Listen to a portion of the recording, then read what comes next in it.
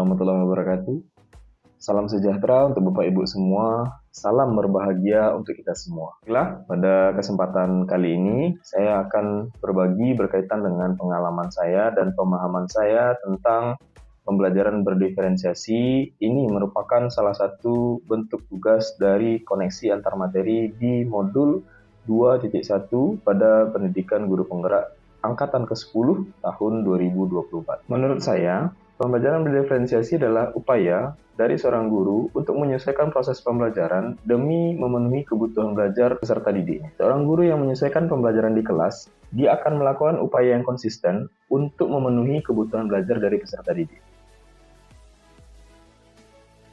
Pembelajaran berdiferensiasi adalah serangkaian keputusan masuk akal yang dibuat oleh seorang guru yang berorientasi pada kebutuhan murid. Keputusan-keputusan yang dibuat tersebut adalah keputusan yang terkait dengan pertama, kurikulum yang memiliki tujuan pembelajaran yang didefinisikan secara jelas. Jadi, bukan hanya guru yang perlu jelas dengan tujuan pembelajaran, namun juga muridnya. Dengan begitu, murid akan mengetahui apa tujuan dari pembelajaran yang sedang dilakukannya. Keputusan yang kedua adalah bagaimana cara guru untuk menanggapi atau merespon kebutuhan belajar dari murid-muridnya. Nah, di sini bagaimana seorang guru itu bisa menyesuaikan rencana pembelajaran untuk memenuhi kebutuhan belajar murid-murid tersebut. Keputusan yang ketiga, bagaimana seorang guru dapat menciptakan lingkungan belajar yang mengundang murid untuk belajar. Artinya, di sini murid memiliki keinginan sendiri untuk belajar dan bekerja keras untuk mencapai tujuan belajar yang sudah ditetapkan. Keputusan berikutnya adalah manajemen kelas yang efektif.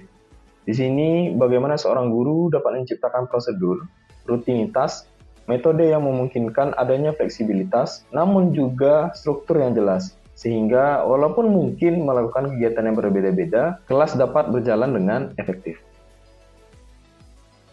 Berikutnya adalah penilaian berkelanjutan.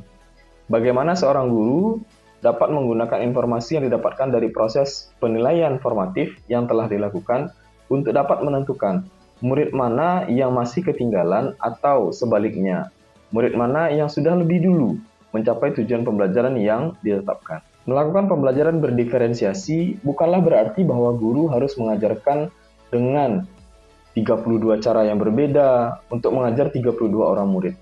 Bukan berarti pula bahwa seorang guru harus memperbanyak jumlah soal untuk murid yang lebih cepat bekerja dibandingkan yang lainnya. Pembelajaran berdiferensiasi juga bukan berarti guru harus mengelompokkan murid-murid yang pintar dengan murid-murid yang pintar atau murid-murid yang kurang pintar dengan murid-murid yang kurang pintar. Bukan berarti pula guru memberikan tugas yang berbeda untuk setiap anak. Pembelajaran berdiferensiasi bukanlah sebuah proses pembelajaran yang gurunya kemudian harus membuat beberapa perencanaan pembelajaran sekaligus. Bukan seperti itu. Akan tetapi, pembelajaran berdiferensiasi adalah pembelajaran yang bisa membuat satu perencanaan tetapi dapat memenuhi kebutuhan murid-murid dalam proses pembelajaran. Menurut Tomlinson, kita dapat mengetahui atau mengkategorikan kebutuhan belajar dari murid-murid kita paling tidak berdasarkan 3 aspek. Pertama, kesiapan belajar. Kedua, minat dari murid tersebut. Ketiga, profil belajar murid tersebut.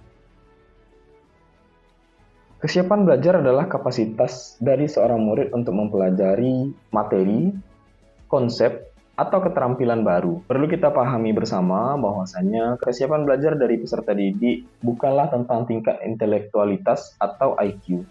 Akan tetapi lebih kepada informasi tentang apakah pengetahuan atau keterampilan yang dimiliki oleh murid saat ini sesuai dengan keterampilan dan pengetahuan baru yang akan diajarkan. Aspek yang kedua adalah minat murid. Minat merupakan suatu keadaan mental yang menghasilkan respon terarah kepada suatu situasi atau objek tertentu yang menyenangkan dan memberikan kepuasan diri. Beberapa cara yang dapat dilakukan oleh guru untuk menarik minat muridnya diantaranya adalah 1.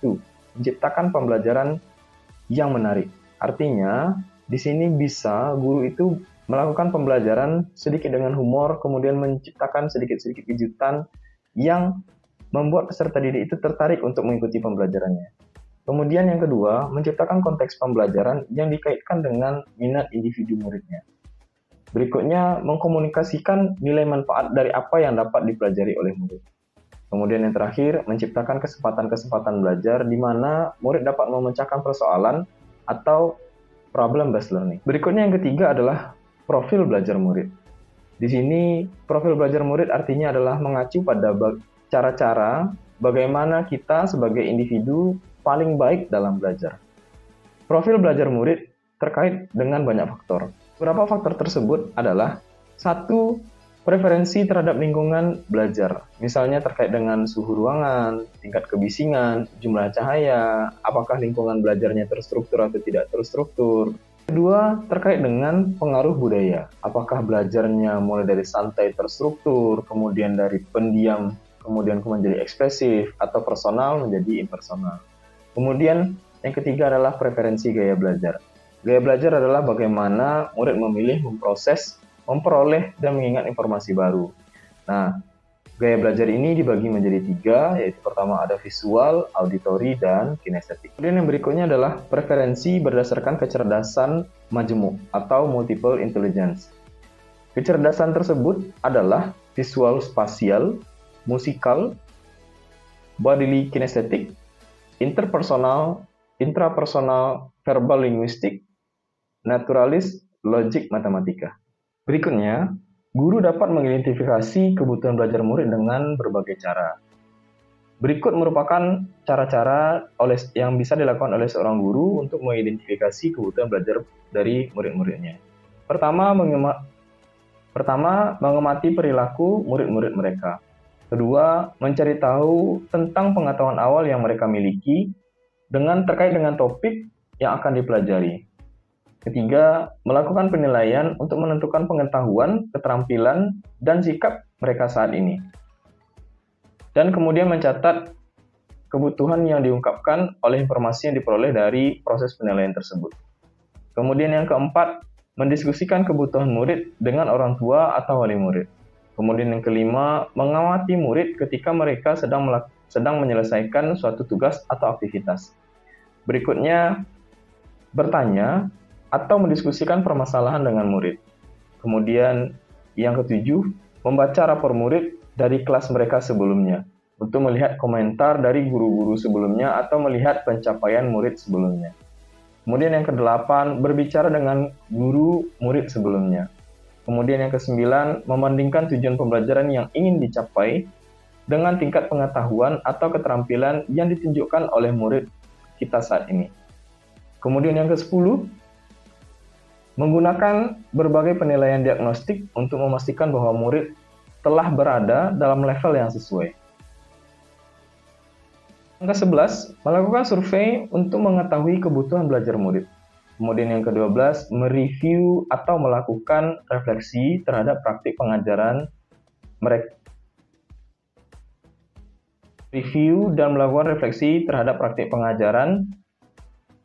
Mereview dan melakukan refleksi terhadap proses pembelajaran yang telah mereka lakukan untuk mengetahui efektivitas dari pembelajaran mereka. Pembelajaran berdiferensiasi bukanlah merupakan strategi pembelajaran, akan tetapi di dalam pembelajaran berdiferensiasi ada beberapa strategi yang dapat kita lakukan. Pertama adalah strategi dalam menyiapkan konten pembelajaran atau biasa kita menyebutnya pembelajaran berdiferensiasi berdasarkan konten pembelajaran atau diferensiasi proses. Kemudian strategi berikutnya adalah diferensiasi proses pembelajaran. Di proses pembelajaran kita dapat melakukan proses pembelajaran yang sesuai dengan kebutuhan dari masing-masing peserta didik. Artinya pada proses pembelajaran tersebut tujuan pembelajaran kita dapat tercapai dengan baik. Kemudian diferensiasi yang berikutnya adalah diferensiasi produk. Pada diferensiasi produk ini, kita dapat memberikan pemahaman kepada peserta didik bahwasannya tidak hanya satu jalan saja untuk bisa mereka menyampaikan pemahaman mereka terhadap suatu materi. Akan tetapi ada berbagai macam cara yang bisa mereka lakukan untuk eksplorasi diri dalam menyampaikan pemahaman mereka. Contohnya saja, saya pernah melakukan pembelajaran berdiferensiasi produk di mana saya membebaskan peserta didik untuk menyampaikan aspirasi atau pemahaman mereka terhadap materi yang sudah saya sampaikan. Pada diferensiasi produk tersebut, saya mempersilahkan kepada peserta didik saya untuk membuat media presentasi mereka, yang mana media presentasi ini adalah kemampuan terbaik yang mereka miliki. Artinya, mereka sangat menguasai cara untuk membuatnya. Saya mempersilahkan mereka boleh membuat video, kemudian mereka boleh membuat presentasi menggunakan Canva, kemudian saya juga mempersilahkan mereka menulis di karton atau mereka menggambar, kemudian mereka juga bisa membuat langsung di papan tulis, sehingga mereka bisa melaksanakan proses pembelajaran sesuai dengan kemampuan atau keterampilan yang mereka miliki. Pembelajaran sebelumnya, dari modul 1.1 hingga 1.4, kemudian dilanjutkan dengan modul 2.1, saya memahami bahwasanya berdasarkan pemikiran KHD, kita sebagai seorang guru menghamba kepada murid, di mana seorang guru harus mengerti dan memahami kondisi dari murid-muridnya, sehingga pembelajaran berdiferensiasi itu bisa kita laksanakan. Sebagai seorang guru, tentu kita memiliki nilai dan peran. Nah, nilai-nilai dan peran ini tetap kembali berorientasi kepada peserta didik, sehingga kebutuhan belajar peserta didik dapat kita penuhi dan tujuan pembelajaran dapat kita laksanakan. Seorang pendidik tentunya kita juga memiliki visi terhadap murid-murid kita. Bukan hanya visi berkaitan dengan sekolah, tetapi seorang guru juga harus memahami apa keinginannya tentang murid masa depannya, sehingga berdasarkan visi tersebut dia akan berupaya menciptakan pembelajaran yang akan berorientasi kepada murid-muridnya. Kemudian yang berikutnya, untuk melaksanakan proses pembelajaran berdiferensiasi di kelas ataupun proses pembelajaran lainnya, maka seorang guru harus melakukan budaya positif, di mana budaya positif ini adalah budaya yang membantu proses perkembangan dari peserta didik, yang mana biasanya kalau di sekolah ada siswa yang melakukan kesalahan, maka mereka akan diberikan hukuman, maka dengan budaya positif, hukuman itu tidak lagi diberikan. Bahkan tidak pernah terpikirkan untuk melakukan hukuman tersebut, akan tetapi melakukan segitiga restitusi sehingga peserta didik memahami akan kesalahannya dan mencari jalan keluar terhadap permasalahannya tersebut. Baiklah Bapak Ibu semua, itulah pemahaman saya atau kesimpulan yang dapat saya buat berkaitan dengan pembelajaran berdiferensiasi untuk memenuhi tugas di koneksi antar materi modul 2.1. Terima kasih pada Bapak Ibu yang sudah mendengarkan. Semoga apa yang saya sampaikan dalam video ini bisa memberikan manfaat untuk Bapak Ibu, terutama bagi saya sendiri yang menyampaikan. Dan semoga kita di kelas dapat melaksanakan pembelajaran berdiferensiasi yang lebih baik dari yang sebelumnya. Jika sebelumnya kita belum pernah melaksanakan pembelajaran berdiferensiasi, maka sekarang kita dapat melaksanakan pembelajaran tersebut. Dan bagi yang sudah menjalankan pembelajaran berdiferensiasi, semoga ke depannya pembelajaran berdiferensiasi Bapak Ibu menjadi lebih baik, lebih memenuhi kebutuhan dari peserta didik, dan dapat mencapai tujuan pembelajaran yang Bapak Ibu sudah tetapkan dengan baik. Sekian saja dari saya, terima kasih sekali lagi. Assalamualaikum warahmatullahi wabarakatuh.